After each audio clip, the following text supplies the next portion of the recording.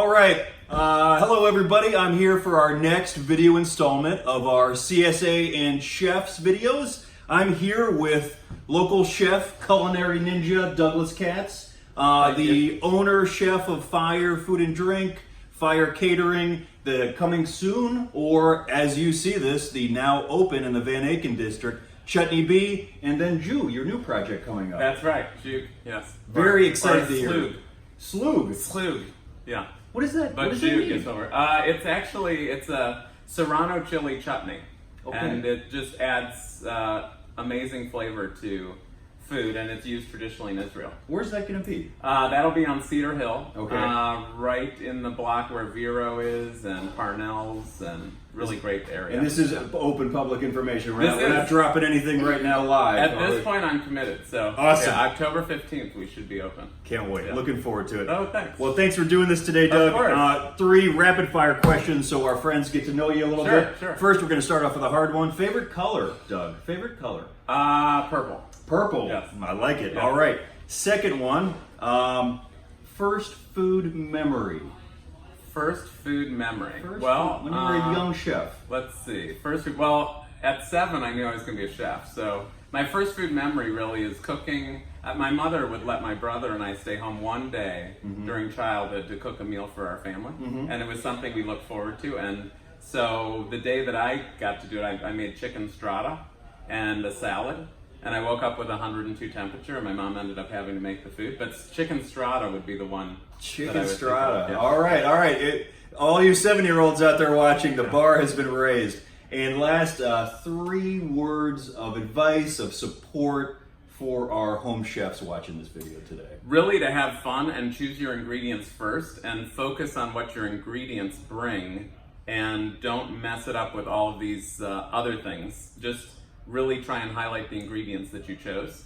I think sometimes you get caught up in a recipe and you get overly anxious, and then it takes away from the fun of cooking. And you really should just sort of look at something and say, I think I'm going to saute that, or I think I'm going to roast it, or I'm going to mix this flavor with this and see how, but keep it simple so that it is simple. Keep it simple. Yes. I love it. I Yes. love it. And Doug, what are you going to show us today? I'm going to show you how to work with kohlrabi. It's one of my favorite things. And I'm going to make a beet, carrot, kohlrabi, celery root, and apple salad. And we're going to mix it with an orange and lemon dressing that is actually thickened and fattened with walnuts. And you toast the walnuts, chop them, and then when you blend this, it has just a really light, delicious vinaigrette. That's great. All right. Doug, Great. I'll leave it to you. All right, Thanks a lot, Chef. Oh, of course. So this is kohlrabi, and I love to eat it raw. A lot of people, I've actually seen it in Israel, in fact.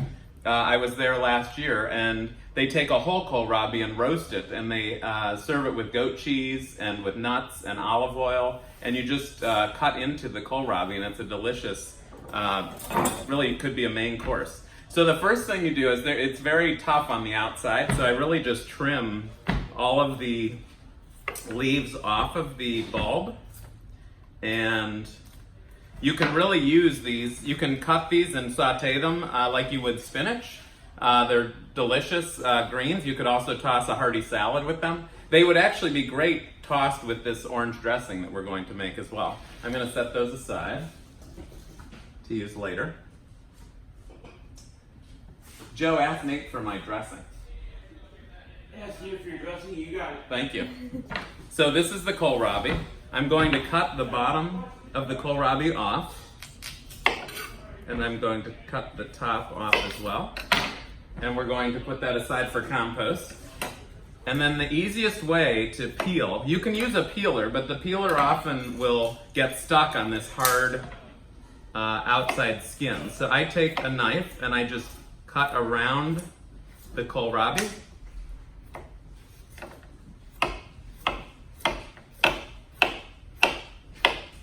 Thank you. You can put it right here. Nice. Great. So I just cut around the kohlrabi. And as I get to about halfway down the kohlrabi, I'll turn it over and I'll do the same thing. And better to make smaller cuts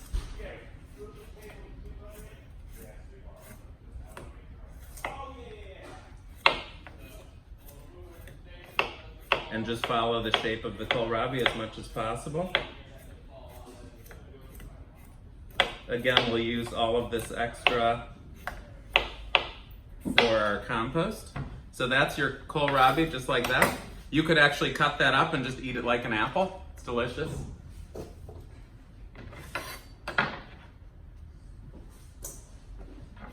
And then from here, I'll just cut that in half. I'll cut that in quarters. And then I'm just going to slice and just go slowly.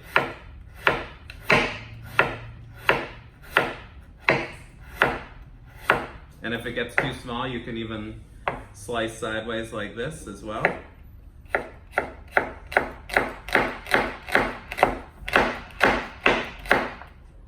Okay.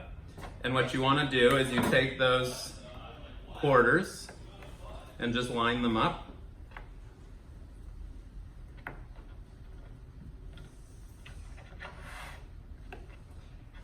And then you just cut little strips or julienne pieces.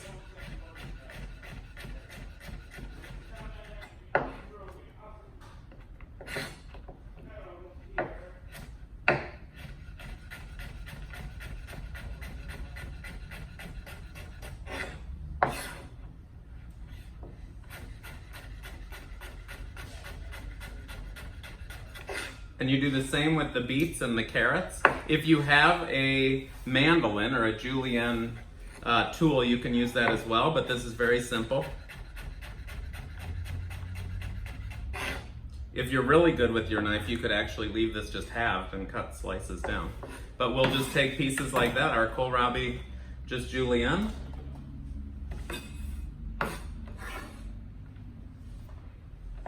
This would be great too, just sauteed with the greens. If you just take your kohlrabi, a little bit of garlic, saute it with your greens, and it just adds a different texture to your kohlrabi. So once we're done with that, you could also take some chives, which we have here. These are massive chives, really nice. And I'll just cut the very tip of those off. Put those in my compost. And again, just to make it easier, they're really long, but you can just cut them down so that they're all about the same size here. And then you just use your knife and again go slowly and just make little slices, little cuts.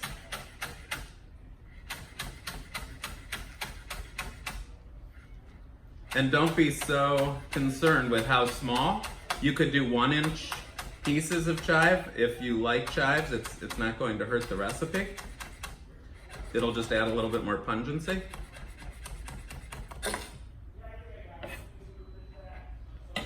Great. And then I'm going to take this and put it in my bowl. I'm going to take my beets, my celery root. Celery root is going to be much like your kohlrabi in terms of how you would cut it. You would trim the edge and then you would use what's inside and you just use it raw. We use our kohlrabi, our carrot, and I've already chopped a little bit of parsley as well, which I'll put in there. And then I have a little bit of apple as well that I'm just going to drain lightly here and put in just for a little added sweetness. And I'll garnish with a little bit of salt. Just a little bit. A little bit of pepper. And then with these ingredients, with the orange juice, the lemon juice, the walnuts, the honey, I put that into a blender and I blend and I slowly add oil, and that's our dressing. Just so you can see this too, I take some oranges and I just chop those as well. If you don't have oranges, raspberries would be amazing as well. Blueberries would be really nice in here. Strawberries. All right. And then we'll take a little bit of our dressing. And we'll just toss that all together. And the red beet really adds a nice color to this shredded salad. And it's even better the next day. As it sits, it breaks down, and the water just breaks down and blends with the dressing. And that's your shredded kohlrabi, beet, carrot, and apple salad. And I will chop a few nuts as well. Try to wash my hands off a little bit.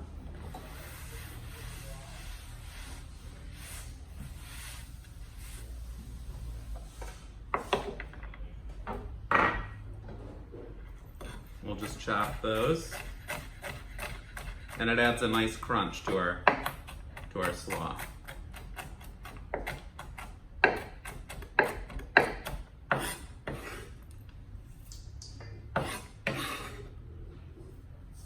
And don't be afraid to get your hands messy. And don't be afraid to taste as well. Make sure it's good. It's delicious. And we will take this and just pile it in our bowl.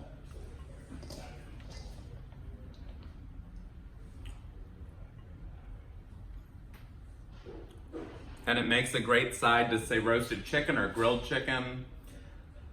It would be great with fish as well. In addition, once you've made the salad, if you want to add extra creativity, or I really just want you to understand that no matter what vegetables you have, you can make an awesome salad. And we happen to have some radishes and some turnips as well. And so much like the kohlrabi, if you cut the tops of the radish off, of the turnip off, it's sort of nice if you wanted to. You could just sort of saute a whole bunch of tops like this, and they give each person sort of a portion like a broccoli. Sort of nice. But if you're not going to use them, you definitely can compost them as well. And again, you certainly could just peel down, but you could also use the technique that we did where if you didn't want to peel, you can just cut around with your knife. And with this size vegetable, you could even use a paring knife. But you can just easily cut down the vegetable that way. But if you want to peel, you can peel too. And we just cut around.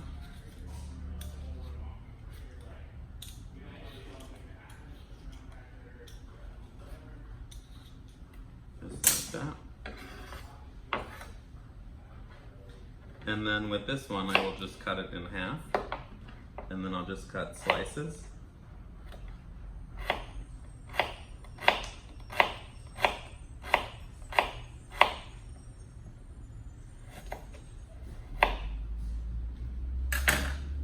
These would be great pickled as well.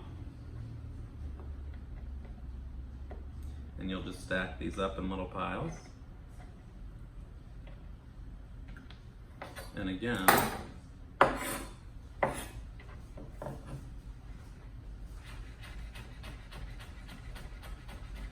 just julienne.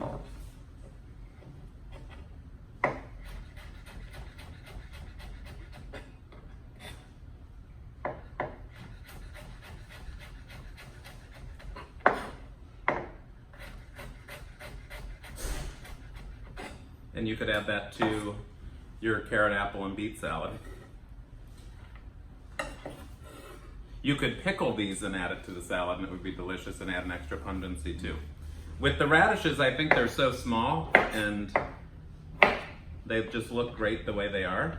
So I would actually just take the radish and I would just slice circles of the radish, and I would incorporate that into your salad just as nice little circles that you could garnish the salad with. Add an extra element of color.